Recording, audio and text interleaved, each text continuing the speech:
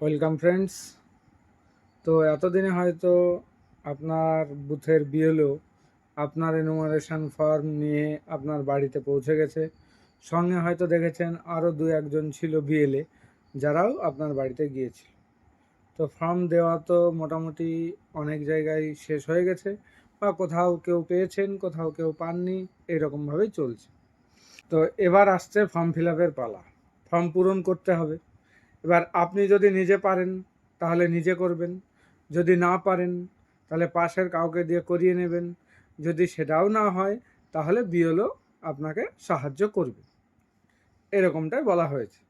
তো এক্ষেত্রে তবুও আপনাকে কিন্তু একটু সতর্ক থাকতে হবে, যে নিজের ফর্মটি একটু দেখে নেওয়ার চেষ্টা করবেন যে সঠিকভাবে ফিল আপ হচ্ছে কি না, এবং যিনি ফিল আপ করছেন তাকে সম্পূর্ণরূপে সত্য তথ্য দিয়ে সাহায্য অবশ্যই করবেন।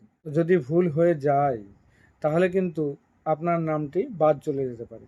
তাই খুব সাবধানে সঠিক তথ্য দিয়ে আপনি আপনার ফর্মটি ফিল আপ করবেন, অথবা বিএলএর সাহায্য নেবেন, অথবা অন্য কারো সাহায্য নেবেন, বা আমার এই ভিডিওটি যদি প্রয়োজনীয় মনে হয় তাহলে অবশ্যই শেয়ার করে সবার মাঝে ছড়িয়ে দেবেন। তো চলুন যাওয়া যাক যে কিভাবে আমরা ফর্ম ফিল আপটা করবো। সম্পূর্ণ ডিটেলস, অন্য কারোর কথাই ভুল তথ্য বা ভুল ফর্ম ফিল আপ একদম করবেন না। এই সেই ফর্ম। তো এই ফর্মের দেখুন আমি ফিল আপ করেই রেখেছি আর কি। তো পুরো ডিটেলসটা এবার খুব সুন্দরভাবে বুঝে নেবেন। প্রথমে একদম ওপর থেকে শুরু করি, একদম ওপরে চলে যাবেন। দেখুন একদম ওপরে বাম দিকে লেখা আছে ভোটারের নাম, এপিক নম্বর, ঠিকানা। এটা কিন্তু অলরেডি প্রিন্ট করাই থাকবে, ঠিক আছে। ভোটার একদম বাম দিকে দেখুন, একদম বাম দিকে ভোটারের নাম, এপিক নম্বর, ঠিকানা প্রিন্ট করাই থাকবে।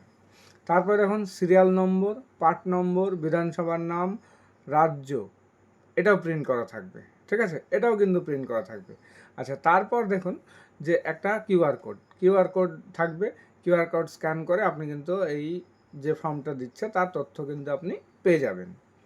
তারপরে দেখুন আছে ভোটার কার্ডের ফটো প্রিন্ট করা, কিন্তু এটাও প্রিন্ট করা থাকবে, ঠিক আছে। এবার রিসেন্ট তোলা নিজের পাসপোর্ট সাইজের রঙিন ছবি এখানে কিন্তু লাগাতে হবে, তার ঠিক পাশেই। হ্যাঁ, একদম রিসেন্ট, দেখুন একদম ওপরে ডান দিকে। এটা কিন্তু একদম রিসেন্ট হতে হবে।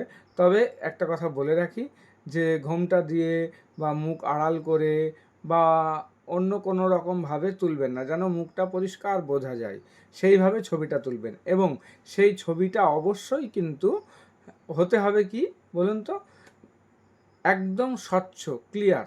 তার কারণ এই ছবিটা দিয়েই আপনার পরবর্তী ভোটার কার্ডটা অর্থাৎ এপিকটা কিন্তু বানানো হবে। তো এবার চলে আসি পরে ডেট অফ বার্থ। এখানে তাহলে কার ডেট অফ বার্থ লিখবেন। এখানে এই যে ওপরে একদম ওপরে ভোটার নাম, এপিক নম্বর, ঠিকানা যার প্রিন্ট করা ছিল, একদম ওপরে ভোটার নাম, এপিক নম্বর, ঠিকানা যার প্রিন্ট করা ছিল তার জন্ম তারিখ লিখবেন। তাহলে জন্ম তারিখ কোথায় পাবেন?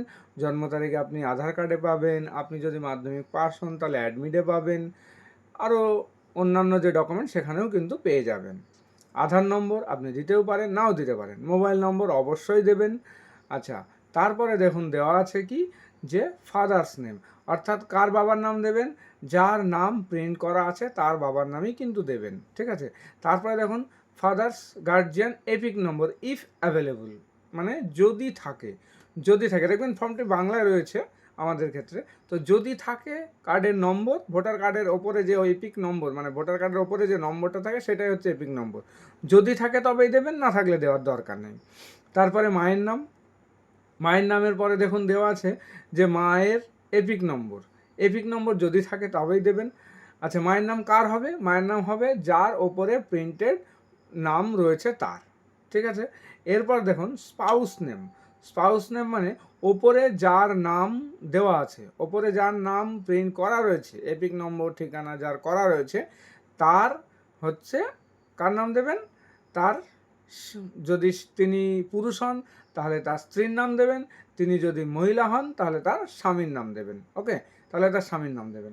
এবার তারপরে দেখুন এপিক নম্বর। এপিক নম্বর মানে ভোটার কার্ডের নম্বর, যদি থাকে তাহলে দেবেন, না থাকলে দেওয়ার দরকার নেই। এইবার চলে আসি নিচের দিকে। এখানে দেখুন দুটো ঘর রয়েছে, একটা 2002 সালের লিস্টে যাদের নাম আছে তাদের, আর একটি যাদের 2002 সালের লিস্টে নাম নেই তাদের জন্য। তো আপনার যদি 2002 সালের লিস্টে নাম থাকে, অর্থাৎ যার ওপরে একদম ওপরে ভোটার নাম এপিক নম্বর দেওয়া আছে, তার যদি 2002-এর লিস্টে নাম থাকে, তাহলে তিনি কি করবেন, বাম দিকের কলামটি ফিল আপ করবেন, অর্থাৎ এখানে যেটি হলুদ কালারে রয়েছে সেই দিকেরটা ফিল আপ করবেন। তো দেখে নিই, তাহলে প্রথমে কি লিখবে, ইলেক্টর নেম, মানে অর্থাৎ তার নিজের নাম, অর্থাৎ দেখবেন নিজের নাম। তারপরে দেখুন এপিক নম্বর, যদি 2002-এর লিস্টে এপিক নম্বর আপনার থাকে তবেই করবেন, কিন্তু এপিক নম্বর দেবেন। যদি 2002-এর লিস্টে না থাকে তাহলে দেওয়ার দরকার নেই। তারপর রিলেটিভ নেম, আপনার বাবার নাম লিখবেন। তারপরে রিলেশনশিপ, সম্পর্ক, বাবা লিখবেন। ডিস্ট্রিক্ট, আপনি যে ডিস্ট্রিক্টের তার নাম লিখবেন। রাজ্যের নাম লিখবেন। বিধানসভার নাম আপনি কোথায় পাবেন, 2002 সালের লিস্টে যে বিধানসভার নাম রয়েছে দেখবেন ওপরের দিকে তাকালেই দেখতে পাবেন, তার নাম লিখবেন। তারপর আপনার এসি নাম্বার, দেখবেন বিধানসভার পাশেই কিন্তু এসি নাম্বারটা দেওয়া রয়েছে। পার্ট নম্বর ওখানেই পেয়ে যাবেন, দেখবেন ওপরে ডান দিকে লেখা আছে।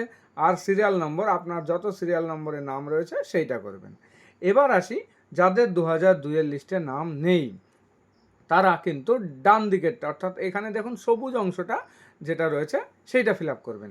তো সেক্ষেত্রে কি করবেন, প্রথমে দেখুন নাম, এখানে এখানে কার নাম লিখব সেইটা নিয়ে কিন্তু অনেক দ্বন্দ্ব রয়েছে, তো ভালো করে বুঝে নিন। ওপরে দেখুন লেখা আছে যে 2002 সালের লিস্টে যাদের নাম নেই কিন্তু তার পরিবারের কারোর নাম থাকলে, অর্থাৎ 2002 লিস্টে যাদের নাম নেই তাহলে পরিবারের কারোর, অর্থাৎ তার বাবা, তার মা, ঠাকুমা অথবা ঠাকুরদা, এই চারজন, অর্থাৎ সিঙ্গেল ওয়ে, বাবা, মা, ঠাকুমা, ঠাকুরদা, এই চারজনের নাম কিন্তু এখানে লিখবেন।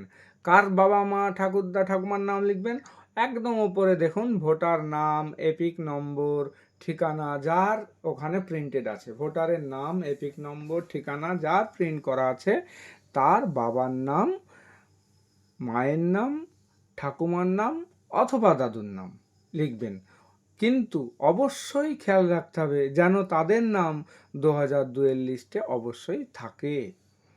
তাহলে লিখলেন, ধরুন বাবার নাম রয়েছে তাহলে বাবার নাম লিখলেন, ধরুন বাবার নাম নেই তাহলে মায়ের নাম লিখলেন, ধরুন বাবা মার কারোর নাম নেই তাহলে কার লিখবেন, ঠাকুমা অথবা ঠাকুরদা, ঠিক আছে, ঠাকুমা অথবা ঠাকুরদাদা তার নাম লিখলেন। আচ্ছা, লেখার পর এবার দেখুন এপিক নম্বর যদি থাকে, যদি থাকে অনেক সময় দেখা গেছে যে 2002-এর লিস্টে, এটা কিন্তু অবশ্যই 2002-এর লিস্ট ধরে হবে, 2002-এর লিস্টে এপিক নম্বর ওঠেনি অথচ নাম উঠে গেছে, হ্যাঁ, তাহলে কিন্তু এখানে এপিক নম্বরটা লিখবেন না, ফাঁকা রাখবেন, লেখার দরকার নেই। তারপরে দেখুন রিলেটিভ নেম, অর্থাৎ আত্মীয়ের নামের এখানে কি লিখবেন, তার বাবা নাম, অর্থাৎ ওপরে এই যে এখানে 2002-এর যে মানে সবুজ কালারের মধ্যে যার নামের জায়গায় যার নাম লিখছেন, অর্থাৎ আপনার বাবার নাম লিখলে তার বাবার নাম, আপনার ঠাকুরদার নাম লিখলে তার বাবার নাম, আপনার মায়ের নাম লিখলে তার বাবার নাম, এইভাবে লিখবেন। ঠাকুমার নাম লিখলে ঠাকুমার বাবার নাম লিখবেন। হয়ে গেল। এবার দেখবেন রিলেশনশিপ, সম্পর্ক কি, যদি আপনার বাবার নাম লেখেন ওপরে মানে নামের জায়গায় তাহলে লিখবেন পিতা, যদি মায়ের নাম লেখেন তাহলে লিখবেন মাতা, যদি ঠাকুমার নাম লেখেন তাহলে ঠাকুমা, যদি ঠাকুরদার নাম লেখেন তাহলে ঠাকুরদা। তারপরে ডিস্ট্রিক্ট, আপনার ঠাকুমা ঠাকুরদা বাবা মা যে জেলায় ছিলেন মানে নাম ছিল যে জেলায় সেই জেলার নাম লিখবে। তারপরে স্টেট, যদি অন্য রাজ্যে থাকে অন্য রাজ্য, আর আমাদের রাজ্য অর্থাৎ ওয়েস্ট বেঙ্গলে হলে ওয়েস্ট বেঙ্গল। বিধানসভার নাম আপনি কোথায় পাবেন, একদম যে আপনার 2002-এর যে লিস্ট, আপনার ঠাকুমা ঠাকুরদা বাবা অথবা মায়ের সেই লিস্টে কিন্তু তার নাম মানে এসি নেম অর্থাৎ বিধানসভার নাম কিন্তু থাকবে, বিধানসভার নাম। তারপর কি আছে, বিধানসভার নম্বর ওখানেই থাকবে, মানে যেমন ধরুন আমার করিমপুর বিধানসভা, তাহলে আমার 2002-এর লিস্টে নাম ছিল 69 করিমপুর, তাহলে এখানে লিখবেন 69 করিমপুর। আচ্ছা, এবার পার্ট নম্বর কোথায় পাবেন? একদম 2002-এর লিস্টেই দেখবেন একদম ওপরে ডান দিকে অংশ নম্বর, বুথ নম্বর বলে নেই ওখানে, ওখানে কিন্তু অংশ নম্বর দেওয়া আছে। 2002-এর লিস্টে অংশ নম্বর বলে যেটা দেওয়া আছে সেটা লিখে দেবেন। তারপরে দেখুন সিরিয়াল নম্বর। সিরিয়াল নম্বর আপনি কিন্তু আপনার বাবা, মা, ঠাকুমা, ঠাকুরদা এখানে যার নাম লিখবেন সবুজ ঘরে কিন্তু যার নাম লিখবেন তার সিরিয়াল নম্বরটা 2002-এ লিস্টে কত নম্বর ছিল সেইটা এখানে দিয়ে দেবেন, ব্যাস। তাহলেই আপনার ফর্ম ফিল আপ কিন্তু কমপ্লিট। এবার দেখুন তারপরে আছে যে এখানে একটা সইয়ের জায়গা আছে, সিগনেচার অথবা টিপসই, এটাও কিন্তু দিতে পারবেন। হ্যাঁ, তবে এবার বলে রাখি, যিনি ভোটার তারটা মানে তিনি যদি উপস্থিত থাকেন তাহলে অবশ্যই তিনি করবেন, আর যদি উপস্থিত না থাকেন তার পরিবারের, অর্থাৎ এই যে যেখানে যাদের সম্পর্ক এখানে দেওয়া হচ্ছে অর্থাৎ তার পরিবারের অবশ্যই তারও কিন্তু ভোটের লিস্টে নাম থাকতে হবে, অ্যাডাল্ট হতে হবে আর কি, তিনিও সই করে কিন্তু এই ফর্মটা পূরণ করতে পারেন। হয়ে গেল, তাহলে টোটাল কমপ্লিট। এইবার বিএলওর দেখুন এখানে নিচে সিগনেচার রয়েছে, বিএলও সিগনেচার। বিএলও এই ফর্মটা চেক করবে, ফর্মটা চেক করে বিএলও সই করবে, আপনাকে 2 কপি ফর্ম দেবে বিএলও। তো 2 কপি ফর্মের মধ্যে 1 কপি তিনি জমা নেবেন আর 1 কপি আপনাকে রিসিভ করে দিয়ে দেবে, তাহলেই ব্যাস কমপ্লিট।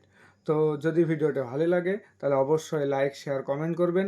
আর যদি কোথাও মনে হয় যে বুঝতে পারেননি তাহলে অবশ্যই কমেন্ট করে জানাবেন, আমি পরবর্তী ভিডিও আবার নিয়ে আসবো। ভালো থাকবেন, সুস্থ থাকবেন, গুজব ছড়াবেন না, আতঙ্কে থাকবেন না, আতঙ্ক ছড়াবেন না। যদি কোনো সমস্যা হয় অবশ্যই কমেন্টে জানাবেন। ধন্যবাদ।